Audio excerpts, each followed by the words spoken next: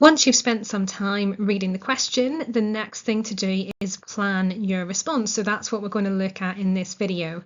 Remember, only watch this video if you're doing the AQA course on English Language Paper 2. We've broken the question into sections. You can see that I've highlighted them in the different colours. We looked at that in the last video. And now we're going to think about how we can build that up into a plan. So the first bit of the statement was, schools should ensure that all students take part in sports. Now what I've got to decide here is whether I totally agree, I mainly agree, I partially agree, I completely disagree. Normally the questions are phrased so that it's easier to agree with them, and I recommend just agreeing or mainly agreeing with the statement, because that will probably provide you with more to write about. So here I'm looking at that and thinking, yeah, I've got lots and lots of reasons why sports are important.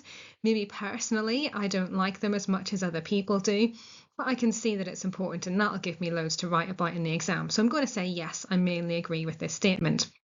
Then I'm going to take the sections one at a time. So the first part of the question was, it is good for their mental health and well-being.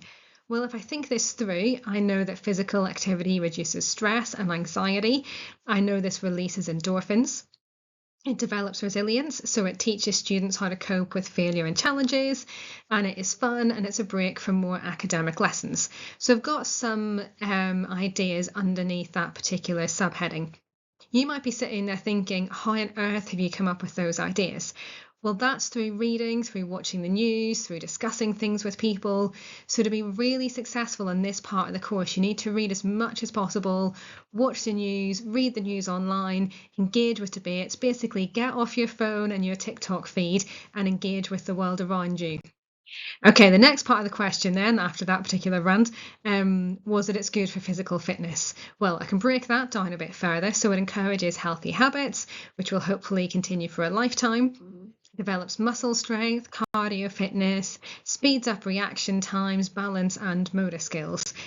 So all good things for our physical fitness. The third part of the question was that it's good for social skills. So here we go, here's my list.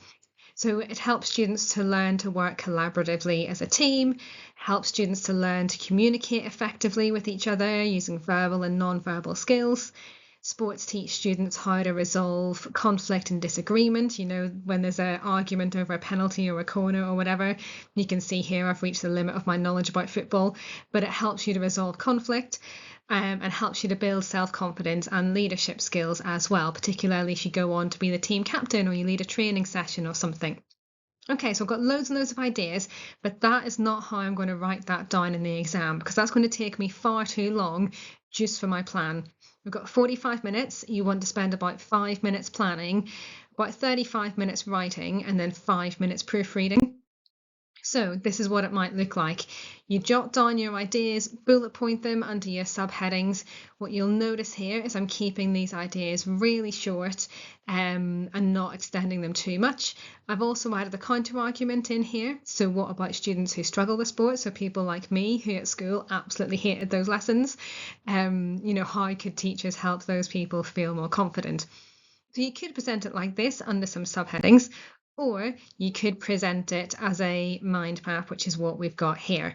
I know that lots of you prefer to do this kind of thing.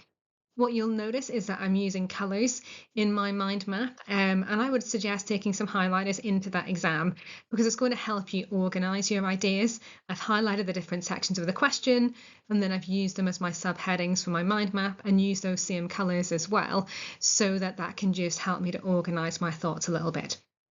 Next thing you need to think about is what order you're going to do those ideas in. I probably would go with the order that they appear in the question, or you could start with your strongest idea. What I would really recommend is not ending with the counter argument, because that seems a little bit odd. It's like telling someone, you know, I want this for Christmas and it would be amazing if they have this. However, I understand if you might not want to buy it for me. And then ending the conversation there. That would seem strange, wouldn't it?